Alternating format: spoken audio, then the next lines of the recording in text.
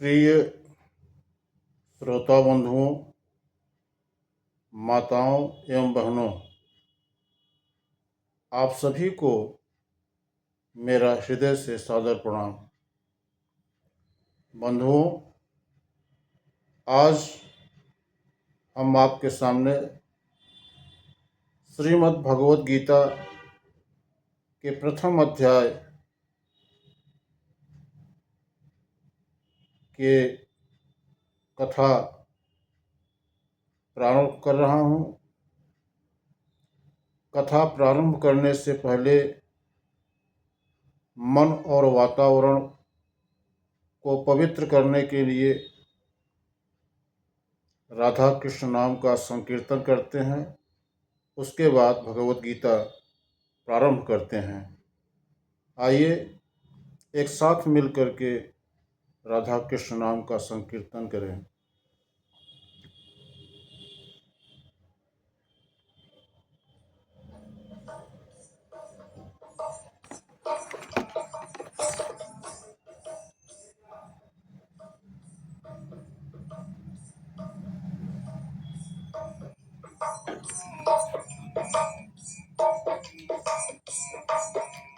राधे राधे की राधे राधे गोविंद गोविंद राधे राधे राधे गोविंद गोविंद राधे राधे राधे गोविंद गोविंद राधे राधे राधे गोविंद गोविंद राधे गोविंद राधे गोपाल राधे गोविंद राधे गोपाल राधे राधे राधे गोविंद गोविंद राधे राधे राधे गोविंद गोविंद राधे राधे राधे गोविंद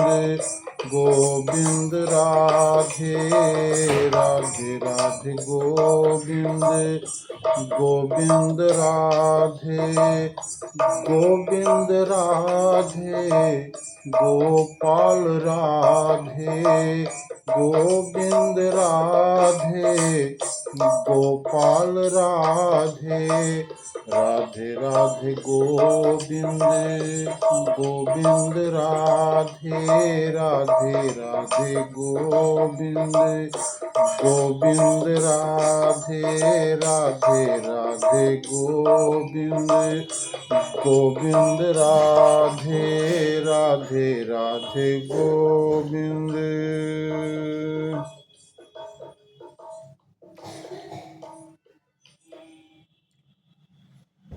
बंधुओं,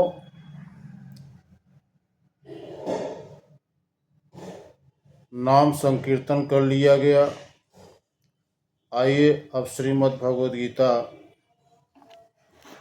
आपके समक्ष प्रस्तुत कर रहे हैं। अनुरोध करूंगा श्रद्धा से श्रवण करें। बहुत ही अच्छा प्रसंग है। दोषै रे तैह कुलघ्नानां वर्ण संकर कारकैः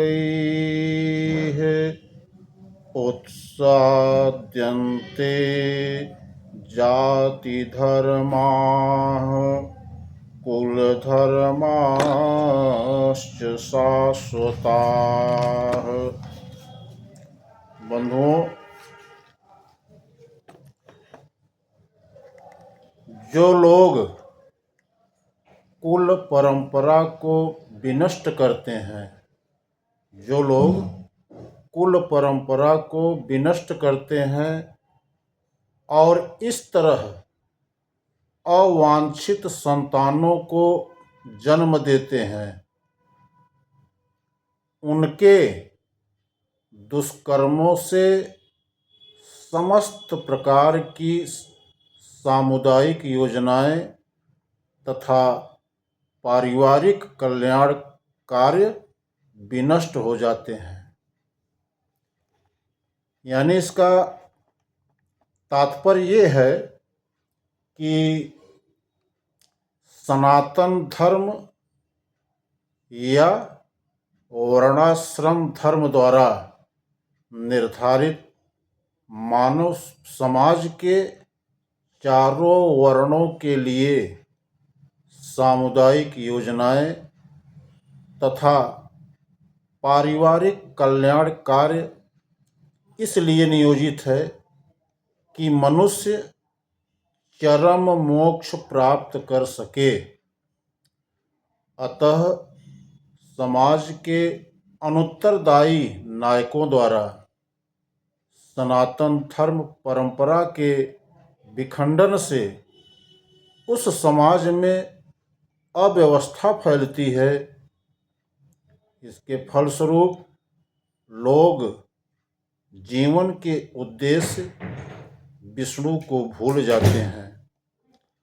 ऐसे नायक अंधे कहलाते हैं और जो लोग इनका अनुगमन करते हैं वे निश्चय ही कुव्यवस्था की ओर अग्रसर होते हैं। उत्सन्न कुलधर्माणां मनुष्याणां जनार्दन नरके नित्यं वासो भवतीत्यनशोश्रुम। उत्सन्न माने विनष्ट, कुल धर्माणाम मतलब पारिवारिक परंपरा वाले। हे प्रजापालक कृष्ण, मैंने गुरु परंपरा से सुना है कि जो लोग कुल धर्म का विनाश करते हैं वे सदैव नरक में वास करते हैं।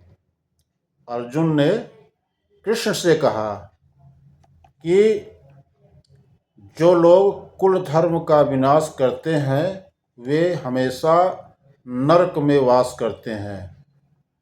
इसका मतलब ये है कि अर्जुन अपने तर्कों को अपने निजी अनुभव पर न आधारित करके आचार्यों से जो सुन रखा था उस पर आधारित करता है।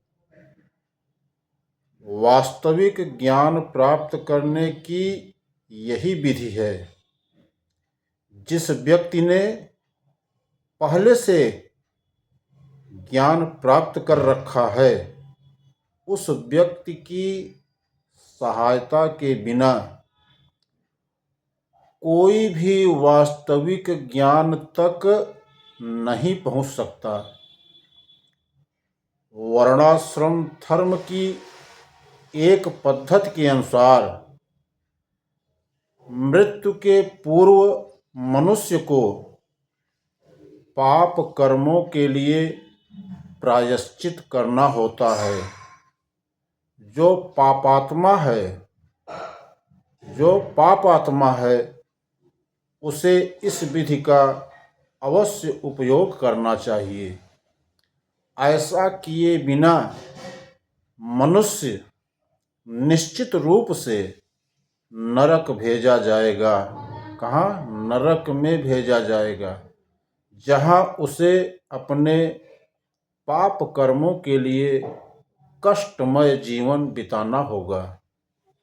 मित्रों,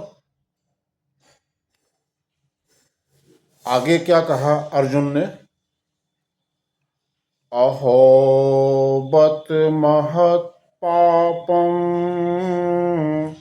कर्तुं व्यवसिता वयं यद्राज्य सुख लोभेन हन्तुं स्वजनमुद्यताः अहो बत महत् पापं कर्तुं व्यवसिता वयं यद्राज्य सुखलोभेन हन्तुं स्वजनमुद्यता। ओह, कितने आश्चर्य की बात है कि हम सब जघन्य पाप कर्म करने के लिए उद्यत हो रहे हैं। अर्जुन ने कहा कि हम सब जघन्य पाप कर्म करने के लिए उद्यत हो रहे हैं, राज्य सुख भोगने की इच्छा से प्रेरित होकर हम अपने ही संबंधियों को मारने पर तुले हैं। अर्जुन ने कृष्ण से कहा, क्योंकि अर्जुन युद्ध नहीं करना चाहते थे। ये जान रहे थे कि सब अपने ही सगे संबंधी हैं, मारने से क्या होगा। इस श्लोक का तात्पर्य ये है मित्रों कि स्वार्थ के वशीभूत होकर मनुष्य अपने सगे भाई, बाप या माँ के वध जैसे पाप कर्मों में प्रवृत्त हो सकता है। विश्व के इतिहास में ऐसे अनेक उदाहरण मिलते हैं, किंतु भगवान का साधु भक्त होने के कारण अर्जुन सदाचार के प्रति जागरूक है। अतः वह ऐसे कार्यों से बचने का प्रयत्न करता है। आगे, यदि माम प्रतीकार शस्त्रं शस्त्रपाणयः धार्तराष्ट्रारणे हन्युं तन्मे क्षेमतरं भवेत्। अर्जुन ने कहा, यदि शस्त्रधारी धृतराष्ट्र के पुत्र मुझ निहत्थे तथा रणभूमि में प्रतिरोध न करने वाले को मारें तो यह मेरे लिए श्रेयस्कर होगा। यानी क्षत्रियों के युद्ध नियमों के अनुसार ऐसी प्रथा है कि निहत्थे तथा विमुख शत्रु पर आक्रमण नहीं किया जाए। लेकिन अर्जुन ने यह निश्चय किया कि शत्रु भले ही इस विषम अवस्था में उस पर आक्रमण कर दे। अर्जुन ने यह निश्चय किया कि शत्रु भले ही इस विषम अवस्था में उस पर आक्रमण कर दे, लेकिन वह युद्ध नहीं करेगा। उसने इस पर विचार नहीं किया कि दूसरा दल युद्ध के लिए कितना उतावला है। इन सब लक्षणों का कारण उसकी दयार्द्रता है, जो भगवान के महान भक्त होने के कारण उत्पन्न हुई। बंधुओं, एवमुक्त्वार्जुनः संख्ये रथोपस्थ उपाविशत् विसृज्य सशरं चापं शोकसंवेगमानसः।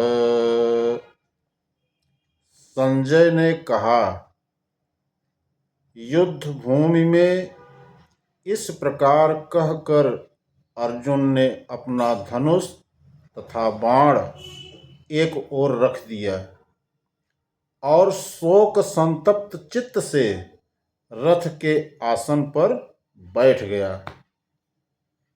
इसका मतलब यह है कि अपने शत्रु की स्थिति का अवलोकन करते समय अर्जुन रथ पर खड़ा हो गया था, लेकिन वह शोक से इतना संतप्त हो उठा कि अपना धनुष बाण एक ओर रख दिया और रथ पर रख के रथ के सिंहासन पर पुनः बैठ गया। ऐसा दयालु कोमल हृदय व्यक्ति जो भगवान की सेवा में लीन हो, आत्म ज्ञान प्राप्त करने के योग्य है। इस प्रकार भगवत गीता के प्रथम अध्याय कुरुक्षेत्र के युद्धस्थल में सैन्य निरीक्षण का ये कथा पूर्ण हुई। बंधुओं, आज की ये भगवत कथा उम्मीद करता हूँ आप सभी को अच्छा लगा होगा, काफ़ी कुछ समझ पाए होंगे। बंधुओं,